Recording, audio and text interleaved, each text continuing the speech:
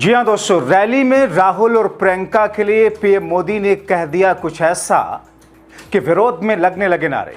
राहुल प्रियंका ने भी जम के धोया। स्वागत है आप सभी का। आप देख रहे हैं द राजनीति का विशेष सेगमेंट खबर और विश्लेषण। मैं हूं जब्बार खान। दोस्तों, क्या वाकई भारतीय जनता पार्टी और केंद्र की मोदी सरकार अब राहुल और प्रियंका को पहले की तरह हल्के में नहीं बल्कि अब बहुत गंभीरता से ले रही है? क्या वाकई राहुल और प्रियंका भारतीय जनता पार्टी और केंद्र की सरकार के लिए एक बैरिकेडिंग के तौर पर सामने आकर के खड़े हो चुके हैं? बस रास्ता रुकना केंद्र की सरकार का बाकी है। आखिर प्रधानमंत्री नरेंद्र मोदी ने राहुल गांधी और प्रियंका गांधी के लिए ऐसे शब्दों का प्रयोग क्यों किया? दोस्तों, विस्तार से आपको सब कुछ बताते हैं। प्रधानमंत्री नरेंद्र मोदी हों या फिर पूरी भारतीय जनता पार्टी, और जाहिर तौर पर पॉलिटिकल पार्टियां एक दूसरे के विरोध में खड़ी होती हैं, बोलती हैं, उनकी कमियों को गिनाती हैं, चाहे वो सत्ता में हो या फिर विपक्ष में हो। मगर आपको याद होगा कि एक वक्त में प्रधानमंत्री नरेंद्र मोदी सोनिया गांधी को टारगेट करते थे, जब उस वक्त वो गुजरात के मुख्यमंत्री हुआ करते थे। हालांकि सोनिया गांधी ने भी उनके लिए किन किन शब्दों का प्रयोग किया था, मौत के सौदागर से लेकर के क्या कुछ नहीं कहा था। लेकिन सोनिया गांधी और राहुल गांधी के लिए आज के प्रधानमंत्री नरेंद्र मोदी ने कई वर्ष पहले क्या कुछ नहीं कहा, जिसके ऊपर खुद बवाल भी हुआ। मगर दोस्तों, ऐसा फिर से लगता है कि वाकई बीजेपी के लिए उनके रास्ते में बैरिकेडिंग लगना और मोदी शाह की कुर्सी के ढलते दिनों के आने के संकेत बीजेपी आला कमान को किसी इंटरनल सर्वे में या कहीं ना कहीं मिलने शुरू हुए हैं। इसलिए विपक्ष के शब्दों में कहें तो जैसे दिया बुझने से पहले फड़फड़ाता है, उसी तरह साहब भी कुछ भी बोलना शुरू कर चुके हैं। अपने खिलाफ उठने वाली आवाज को दबाने के लिए एक तरफ ऐसी आवाजों के प्लेटफॉर्म को बंद करवाना शुरू तो हो ही चुका है, तो दूसरी तरफ खुद रैलियों में जो बोल रहे हैं उस पर उन्हीं के लोग ही सवाल उठाने लगे। कई सारे ऐसे लोग हैं इस पर जो ये कहते हैं कि इस तरीके से इतने सख्त लफ्जों का प्रयोग करना, इतने अजीबो गरीब शब्दों का प्रयोग करना जनता को हजम नहीं होगा। भले ही वो प्रधानमंत्री हो, लेकिन सोचना होगा। अब दोस्तों, अगर उन्हीं के कुछ लोग ऐसा कहना शुरू कर चुके हैं, भले ही दबे लफ्जों में, तो सोचिए कि जिस पर वो बोल रहे हैं उनके चुभते हुए नश्तर कैसे झेलेंगे जिन पर वो बोल रहे हैं, वो जब पलटवार करेंगे और उनकी टीम के लोग। अब तो कहा जाने लगा कि लगता है मोदी जी के भाषण लिखने वालों में भी एक हताशा है, इसीलिए वो कुछ भी लिख देते हैं। और इसीलिए प्रियंका और राहुल ने चेतावनी भी दे डाली कि साहब जरा जुबान पर कंट्रोल तो रखिए। प्रधानमंत्री हैं, प्रधानमंत्री पद की गरिमा है, उस गरिमा को कम से कम मत तोड़िए, कंट्रोल रखिए, कहीं आपकी राजनीति को लेने के देने न पड़ जाए। क्योंकि जब हम आपकी भाषा के स्तर पर आएंगे तो फिर आप कैसे झेलेंगे? दोस्तों, क्या कुछ कहा गया प्रियंका और राहुल समेत कांग्रेस और विपक्ष की तरफ से, उसे बताता हूं। मगर उससे पहले आपको प्रधानमंत्री मोदी जी के मुंह से झड़ने वाले फूल कहें या फिर उनके भाषण लिखने वालों की हताशा का नतीजा, उसे दिखा देते हैं। दोस्तों, असम में पहुंचे प्रधानमंत्री मोदी ने कहा, कांग्रेस के नेता देश को बदनाम करने में जुटे हैं, ये सिर्फ मुस्लिम तुष्टीकरण में लगे रहते हैं।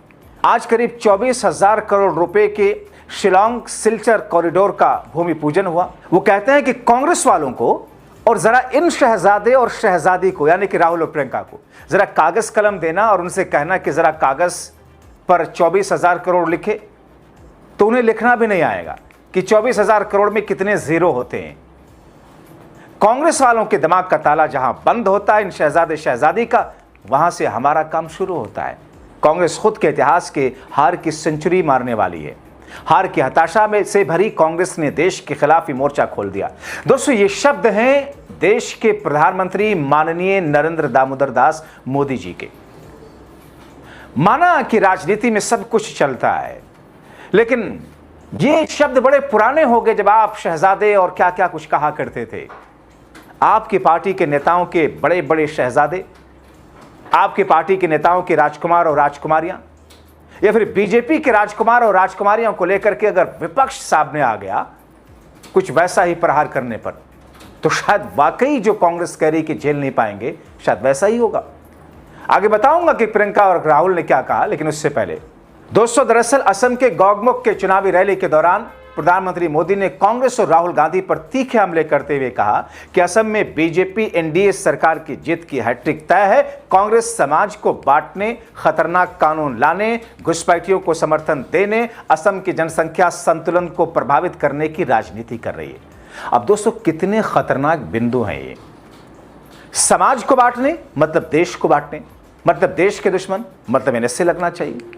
खतरनाक कानून लाने मतलब जनता के हित में नहीं, देश के हित में नहीं, इसलिए देश के दुश्मन, एनएसए लगना चाहिए। घुसपैठियों को समर्थन देने मतलब देश हित में नहीं, जनता के हित में नहीं, देश के दुश्मन, एनएसए कानून लगना चाहिए। असम की जनसंख्या संतुलन को प्रभावित करने मतलब मुस्लिम तुष्टीकरण करने, मतलब हिंदुओं का विरोध करने, मतलब समाज में सौहार्द को खराब करने, देश के दुश्मन, एनएसए लगना चाहिए। मतलब इस किस्म की सेंटेंस का, जुमलों का प्रयोग करके प्रधानमंत्री मोदी ने जो कुछ कहा दोस्तों, जाहिर तौर पर वो अपने आप में एक प्रधानमंत्री के मुंह से शोभा नहीं देता है।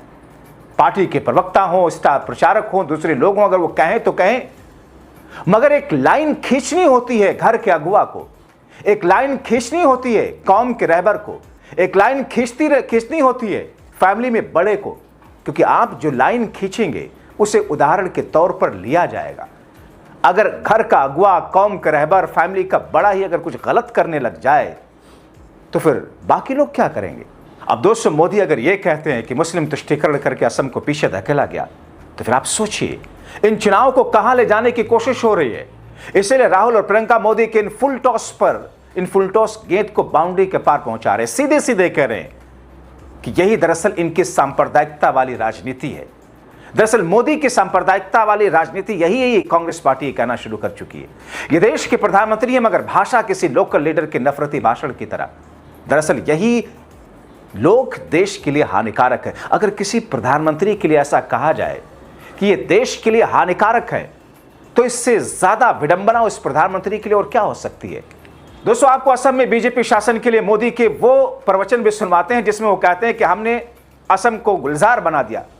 अब दोस्तों, मुझे हंसी आ रही है कि अगर ऐसा होता तो फिर हिंदू मुसलमान करने की जरूरत क्यों थी। सीधे सीधे वो अपनी सरकार के काम पर वोट मांगते। मोदी कहते हैं कि पहले सर्बानंद सोनोवाल का नेतृत्व और फिर हिमंता विश्वास शर्मा की अगुवाई बीते 10 वर्षों में असम ने सेवा और सुशासन का नया दौर देखा है।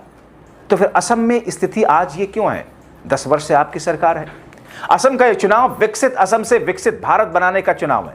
यही लफ्फाजी, वही अपने अपने अंदाज में कुछ भी कहना। इस बार बीजेपी एनडीए सरकार की हैट्रिक लगने वाली है। मोदी कहते हैं आप मुझे बताइए कि हैट्रिक होगी कि नहीं होगी, जैसा कि उनकी शैली है।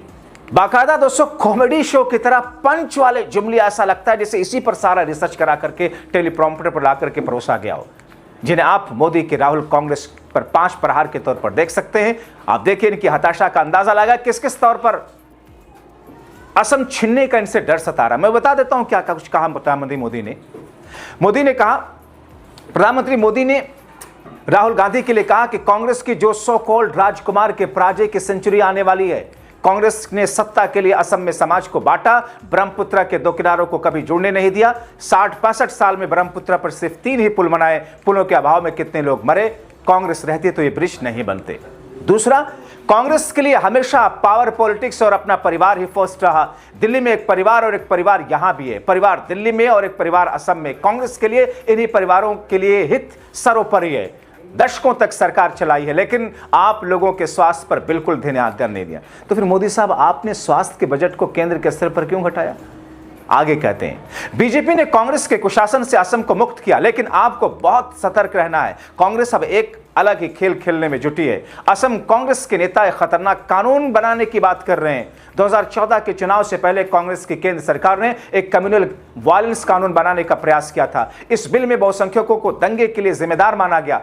अब दोस्तों देखिए, बहुसंख्यकों को दंगों के लिए जिम्मेदार माना गया था। कांग्रेस ने ऐसा कानून बनाया। कौन कह रहे हैं? देश के प्रधानमंत्री मोदी कह रहे हैं। कितनी खतरनाक बात है। कुछ तो ख्याल कीजिए प्रधानमंत्री पद की गरिमा।